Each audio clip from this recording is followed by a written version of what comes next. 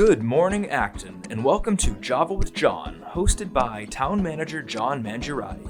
Java with John streams every Friday morning at 10 a.m. on ActonTV's YouTube channel. You can also listen live on the radio at 94.9 FM. Tune in weekly for important information from the Town Manager, Health Department, and Council on Aging, as well as a variety of special guests. Residents can contact us with questions or comments at 978-929-6611 or email manager@actonma.gov. Good morning, everybody. Welcome to the Java with John program, January 29th. I hope we have a lot of people listening from the comfort of their home on 94.9 FM or maybe watching us on YouTube. We have some really interesting guests this morning to talk to us about some things happening in town. I'm just going to run through and introduce them right now. So we have Heather York, as you all know, our Director of Acton Nursing, Sharon Mercurio, the Council on Aging Director, Jonathan Kerr, who is the Executive Director of the Middlesex West Chamber of Commerce, and we have some other special guests that we'll surprise you with later. So January 29th, January has been a pretty long month, I think, on all accounts, but a lot of interesting and exciting things have happened. We're optimistic about where we are from the pandemic's point of view. Heather's going to talk more about that. I know that on the mind of most of you watching this is, when am I going to get my vaccine? And we will certainly talk about that a little bit this morning. It's something that we're working very hard to try to facilitate people getting information about vaccines, figuring out how to sign up. And we're also trying to do our own vaccine program here in Acton. We are limited in what we're able to do. So we're really also relying on the other resources out there and trying to let people know about them. So just some updates, actually a pretty big announcement from one of the members of our Board of Selectmen, Joan Gardner. Joan has been a selectman for many years. She was a selectman in the 70s for a few terms, I believe, and then she's been a selectman very recently for a few terms.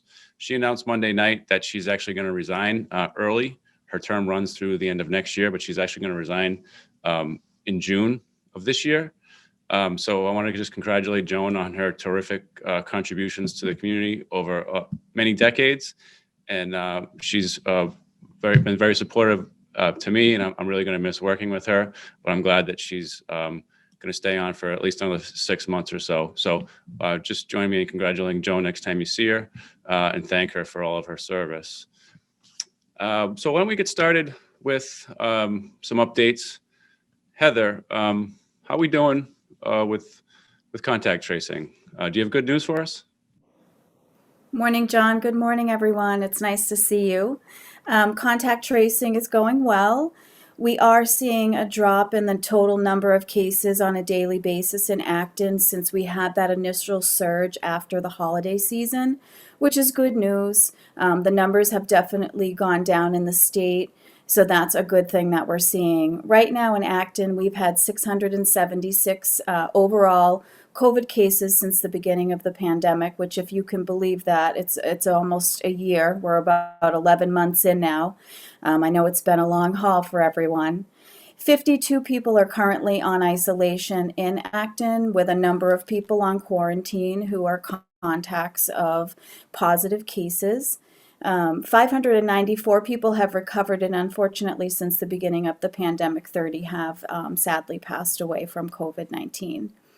As John said, we are working with the state on getting out some vaccine within the town itself.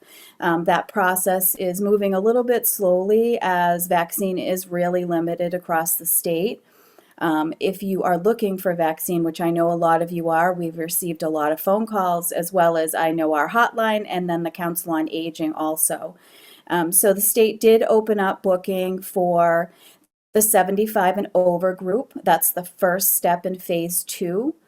That goes into effect on Monday, February 1st.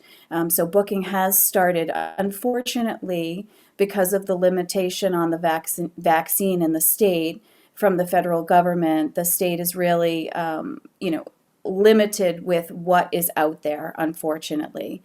The hope is that things will ramp up as more vaccine is sent out. But some suggestions are visiting the mass.gov website, which has the most up-to-date information on locations for vaccine. There's a vaccine locator that you can go and look at. Some of the locations, just so you know, are only doing residents of their towns, whether it be a regional district, such as I know in Rutland and some of the Worcester County, they're doing their regions of larger towns with smaller amounts of residents. So keep your eye on that. Unfortunately, we've been watching it ourselves, and there aren't a lot of locations around the Acton area for some reason, but we're hoping that that will change as more vaccine is released from the federal government. So check that site frequently. The other thing you can do is contact your primary care provider. As doctors' offices are getting vaccine, they will start to prioritize their patients. I know that a number of the hospital groups that are out there, such as Leahy, Newton Wellesley, Brigham and Women's, they have sent letters to their patients stating, that they're waiting for their vaccine, or if they have it, they have a limited amount, and they are prioritizing through that phase 2. The other thing you can start doing is watch the local pharmacies. I know that Walgreens and the CVS's will start offering, and then there's a number of smaller pharmacies within different chains such as Hannaford, Stop and Shop, Wegmans, things like that, that will be offering it eventually also. So keep an eye out for that. I know that some of those groups you can actually go in and make an account so that you have an account and they know that you're looking and waiting for vaccine. I don't think they're taking a waiting list, but it's good to just keep checking it on a daily basis, as well as the mass.gov site. Since we saw you the last time, we did work with the Neshoba Associated Boards of Health to get our first responders vaccinated. So that happened last week on Wednesday and Saturday. They did a big vaccination clinic those 2 days at the Boxborough Regency, and it went beautifully. So that's really good news for our first responders to have the vaccination so that they can continue working like our hospital and doctor's office staff, because we really want to make sure that our healthcare system doesn't start to break down, especially with the new variants that are coming out that are much more contagious than the initial strain of COVID-19. So we really want to make sure that we have our first responders and hospitals, up and running and vaccinated. So that's really good news. So I know it's frustrating. I know people are really trying to get their appointments done. I delegated to my sister to set my parents up, and it was really frustrating to try to find a site that did have vaccine. So keep plugging away, keep your eye on those sites, on the mass.gov site most especially, with the most updated list of locations that you can go. I hope you're all well and staying warm today since it's frigid outside, and I hope you have a good day. Thanks so much. Thank you, Heather. Keep up the great work. Our next speaker will be our Council on Aging Director and Executive Director, or Executive Producer, I guess it is, of the Job with John program, Sharon Mercurio. Sharon, what's happening? Morning, John. I just wanted to tag in a little bit with Heather and the vaccine. I wanted to thank Heather and Cheryl at the Board of Health. They're really doing all they can and have been working incredible hours. So thank you. I do have a meeting with the state. The state's meeting with all the COAs this afternoon. There is talk about opening a helpline, because we know people 75 and older, some of them are not on the computer. So that's adding another layer of stress. So we will keep you up to date as we hear from that. And then, as always, whenever there's a need in a community, the scams start to show their ugly heads. So we have already heard of some folks that have gone to sites that are very close to the mass.gov, have been asked their credit card information, their social security numbers. So please know the vaccine is free. They will not be asking you for a credit card. There will be no financial transaction required, and you will not need to give your social security number. They will be asking you for your insurance information, but that's it. So just please be wary of that. For the COA, we continue with all kinds of programming happening on ActonTV and virtually. On Monday, we have our Awards Galore program at 2:00. Tuesday, the book discussion group is going to be meeting. Wednesday, sorry, at 1:00. We have chess classes. Ken LeBeau, who's been a fabulous volunteer for the Senior Center for years, teaches chess lessons and then chess clubs. So that happens Thursdays at 1 via Zoom. And then I know February 1st is right around the corner and tax bills are due. Again, we had a wonderful program with Brian McMullen and Marty Abbott from the assessor's office. There's all kinds of help and programs available for seniors.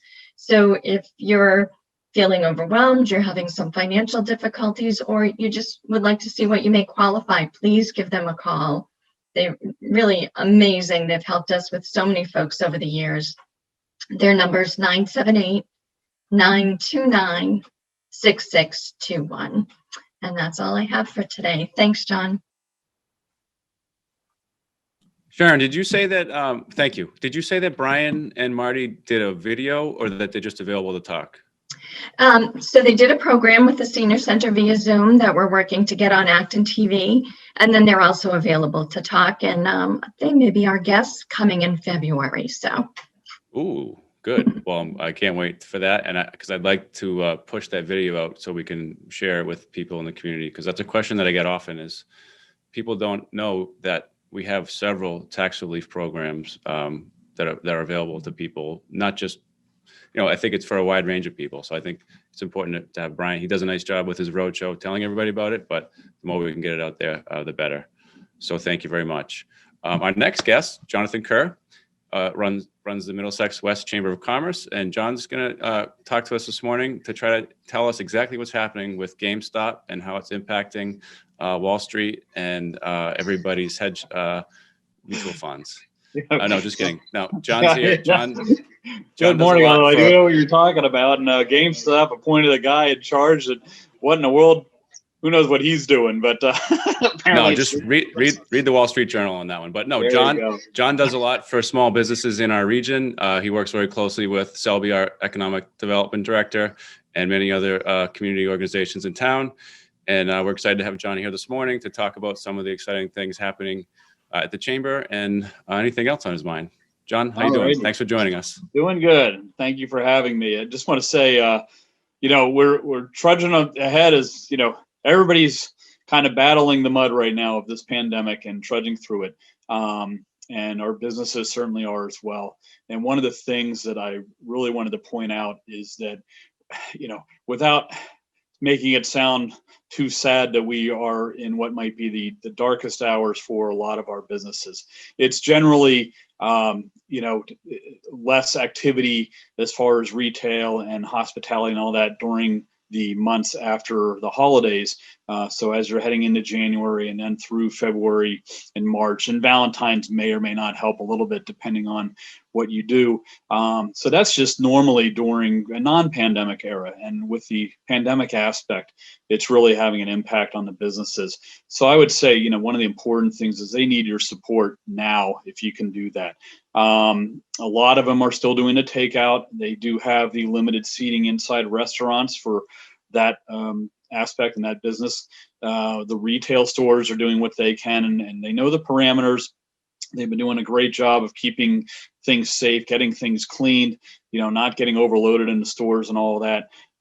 But really your local businesses are what's feeding your main street in your town, and everybody knows them, and we just need you to continue to visit them. The people say, well, how is the PPP, this payroll protection program and these other grants and government funding that's coming through helping? It is helping. What it's kind of doing is putting on some Band-Aids for a while. So the concern originally was that once the PPP proceeds or funding that businesses had gotten last summer, they'd start to tap out towards the end of October and November, and that's been the case. So going into December, you had the holidays, which helped. but coming out of that, you're now into January.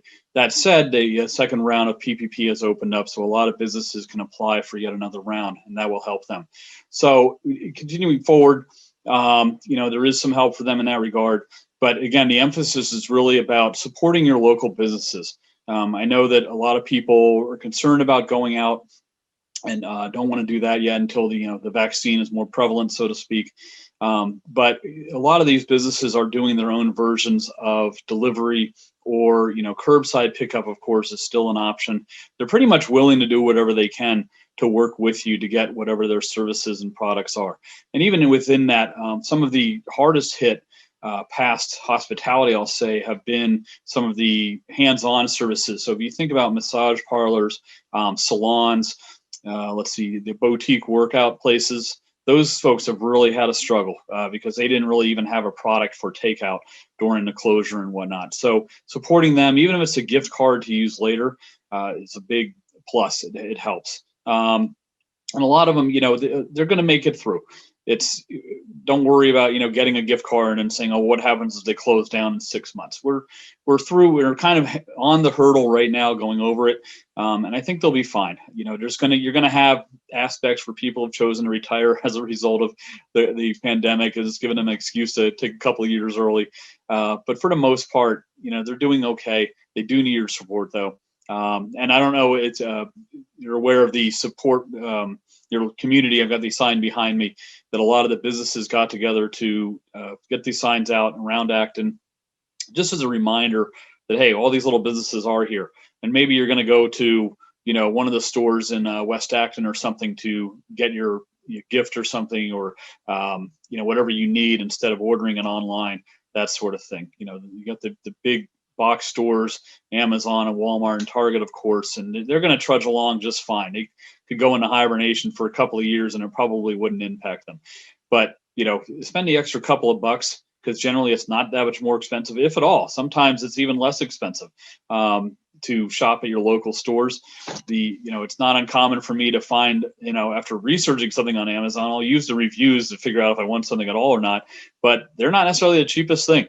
So a lot of times you could find, something less expensive, even at Ace Hardware, or maybe the bookstore, or, whatever it might be, clothing stores and all that. So that's just what I want to let people remind them about. Support local, eat local, shop local. We had a great team. Guy John Ragwin, who owns Hit the Net Sports, was very hands-on with getting this movement going for Acton. He's not a member of the chamber or anything, but he just cares a lot about business. And the West Acton Business Association was also pretty orchestral in getting the signs made and around town and trying to get things going on that front. And I want to thank Selby as well for taking a hands-on, very active approach to the whole support local campaign. So we're getting there. Good. Well, thank you. Thank you for everything that you're doing. Can you tell us a little bit more about the chamber for people that may not know? Are there a lot of businesses in town that are part of it, and how do you become part of the chamber? Becoming part of the chamber is you don't even, so you don't necessarily need to be a private business. It's not just sole proprietors. It could be any number of employees. We have some of the bigger manufacturers, like Hartz is a member, for example, all the way down to, sole proprietors who might have a life coaching business, that sort of thing. So we have a website,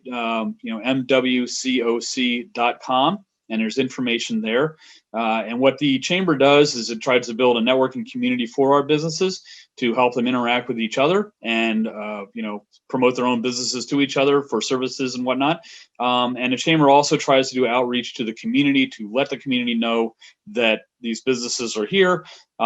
Essentially, we work with a lot of marketing on that front. We also offer services to them, which may range from helping them try and find health insurance to if somebody needed, like, let's say a company needed a marketing graphic designer, we can make those connections. And other ones might need, to find the CPA and those sorts of things. So it just helps the networking aspect in those regards. Great. Well, thank you very much for everything that you're doing. And I look forward to continuing to work with you to help our businesses and our community, which are a vital part of what people know about Acton. You drive by and people's houses are interesting, but you recognize Acton by the businesses that are here. And so Yep. We need to make sure that they continue to thrive and support them. And I agree. It's not always more expensive to get stuff locally, and sometimes it's actually more convenient. So just do it. Let's keep going and buying stuff locally. So thank you, John, for everything, and hang on the line in case there's any questions from callers. Sometimes we get people call in with questions. All righty. So hang out Will for a few do. minutes if you could.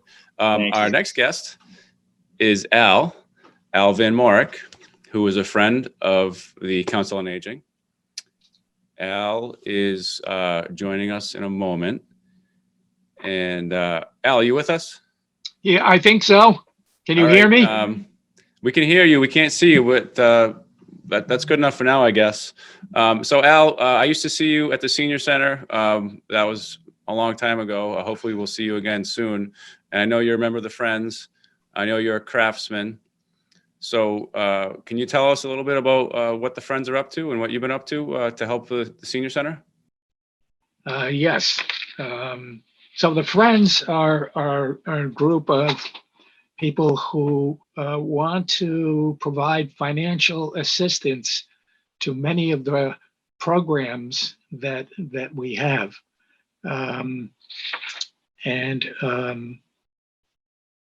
Now we need assistance because the town does have departments that fund these.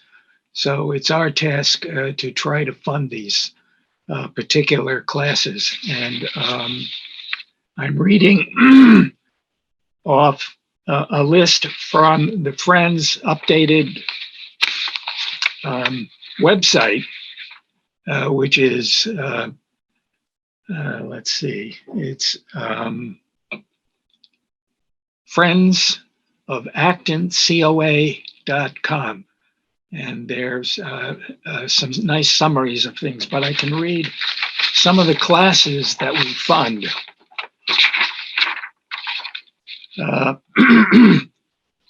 Let's see, watercolor classes, drawing classes, Tai Chi, bridge classes, photography classes. Wow, the list goes on and on.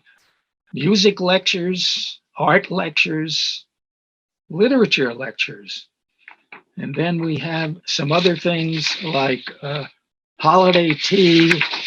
And I think there was a lecture on New England earthquakes. Oh, well. Anyway, that's what we try to fund. And so the next question may be, how do we fund these? Well, one of the major ways of funding is by donations, which, by the way, I'm told that you can use PayPal and you go to our website, you can make donations through PayPal. We'll accept them anyway, however. And another big thing that we do is our fair in November. And unfortunately, it was closed down this year. So now in that fair, we have lots of crafts. Many of us build things or knit sweaters, cook things, and various other ways. So that's a shame that we couldn't do that this year. Other ways are we have local restaurants will allow us to sponsor one night a month of whatever month they select, where 10 to 15% of the bill will be donated to the Friends. And another way is, since we didn't have the fair this year, I have for sale birdhouses. Are you selling things on the Job with John program, Al? I don't sell Are we turning into QVC here? What's going on? What are you selling? What am I selling? Okay, here it is. This is what I would have had at the fair. Is a bluebird birdhouse kit. How is it easy to put together? Yes, I have right now, I have 11 kits, and I have 2 kits that have been put together.